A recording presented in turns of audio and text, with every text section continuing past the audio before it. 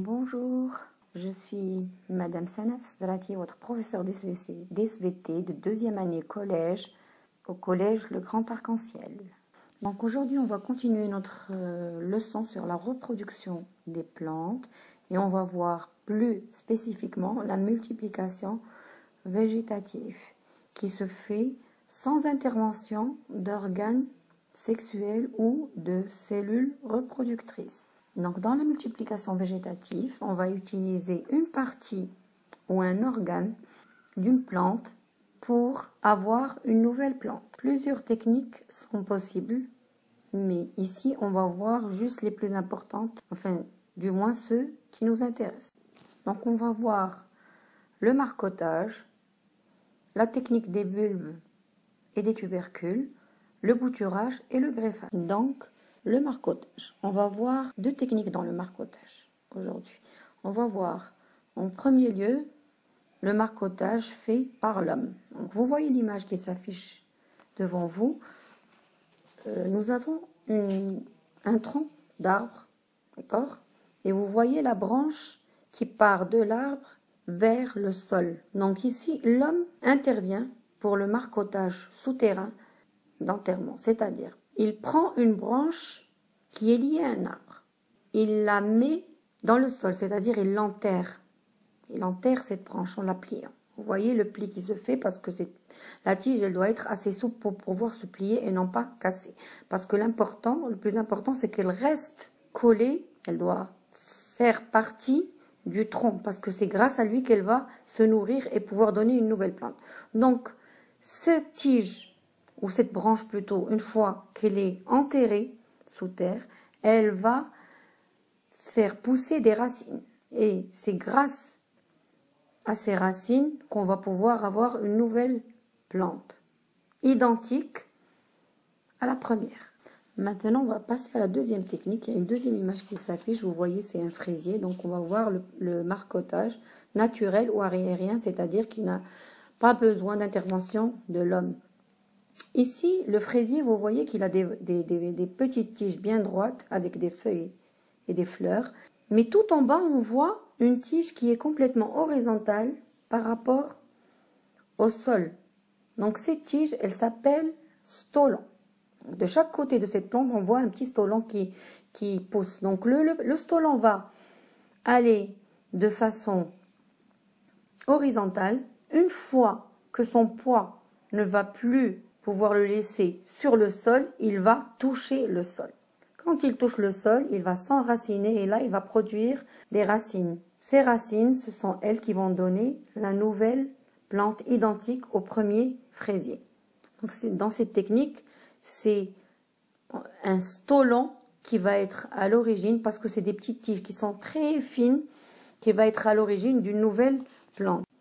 Donc, dans ces deux techniques qu'on vient de voir, elles sont presque identiques, je dis bien presque identiques, sauf que dans la première, l'homme va venir enterrer une branche de la plante et dans la deuxième, c'est des petits stolons qui vont pousser tout seuls en surface et qui vont finir par toucher le sol de façon naturelle.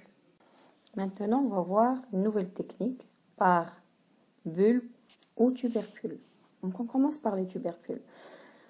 On va voir ici la pomme de terre, mais il y en a bien d'autres, comme la carotte ou le radis. Donc, la pomme de terre, c'est une petite excroissance qui se trouve sous terre à la fin d'une racine, comme terminaison à la fin d'une racine ou d'une tige souterraine. Chaque plante donne plusieurs petits tubercules des pommes de terre. Une fois récoltées, ces pommes de terre vont, après un certain moment, bourgeonner. Une fois qu'elles bourgeonnent, on va les remettre sous terre, c'est-à-dire les replanter, et chaque tubercule va, à partir de ces bourgeons, faire des racines et des tiges qui vont finir par grandir et donner une plante identique à la première. Cette plante va de nouveau donner plusieurs petits pommes de terre, c'est-à-dire plusieurs petits tubercules capables à leur tour de se multiplier et de donner d'autres plantes. Maintenant, on va passer à la deuxième image, les bulbes. Alors, sur cette image, on voit un oignon, on voit de l'ail et des poireaux. Donc, ces trois-là, ce sont effectivement des bulbes. Nous, on va voir aujourd'hui l'oignon. Donc, dans l'image qui suit, oui, quand on coupe un oignon en deux, on voit qu'il est constitué de plusieurs écailles bien charnues. Au milieu de cette écaille, on remarque des bourgeons. Des fois, il peut y en avoir un, des fois deux.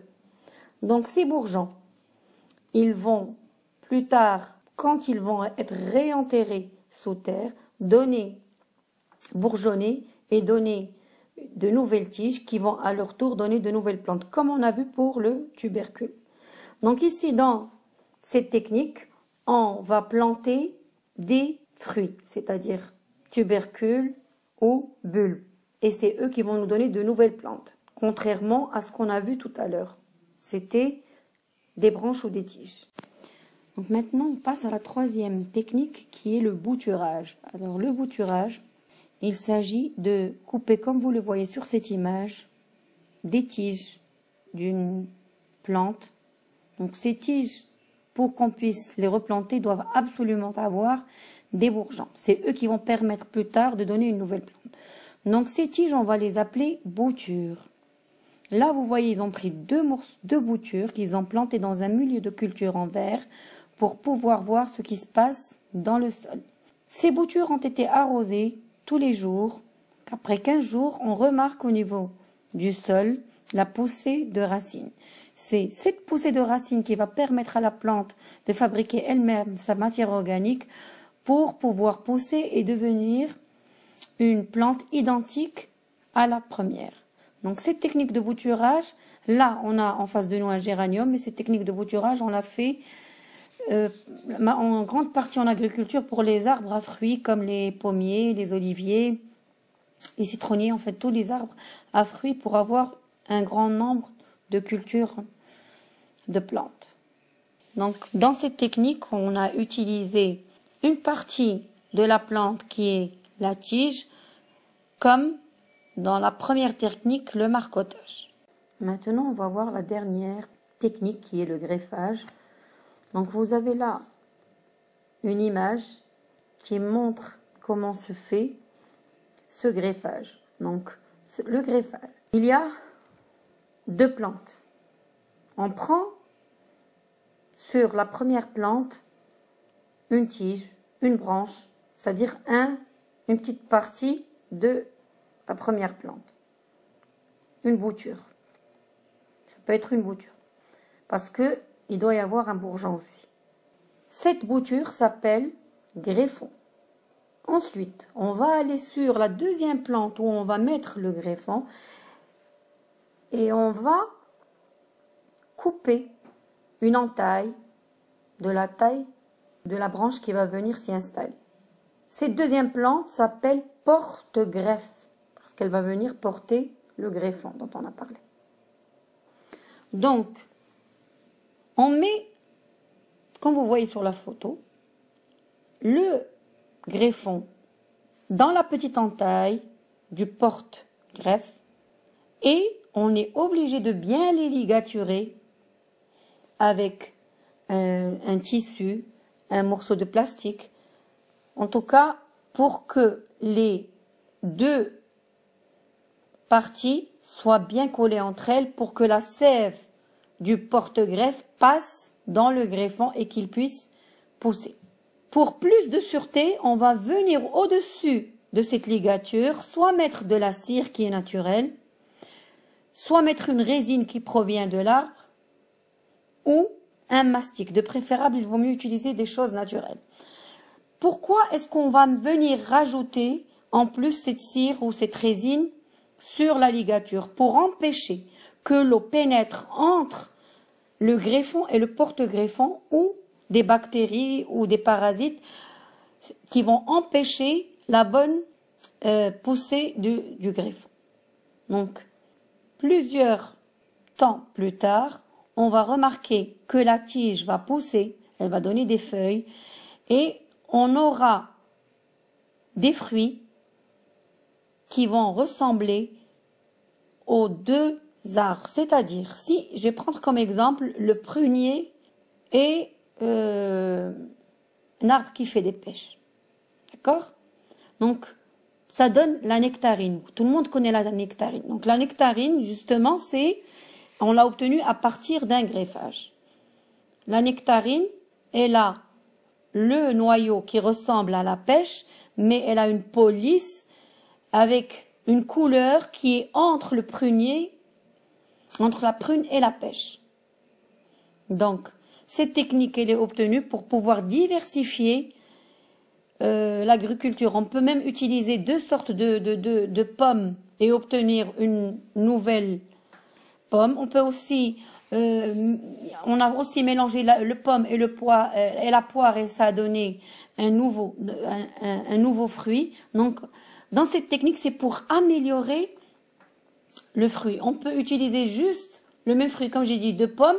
S'il y en a un qui est acide et l'autre trop sucré, le mélange des deux va donner le juste milieu d'un excellent fruit. C'est à ça que va servir en fait le greffage. C'est pour améliorer l'agriculture. Merci et à la prochaine leçon. Étant donné qu'on a terminé ce chapitre, la prochaine leçon, ça sera l'hérédité. Merci à tous.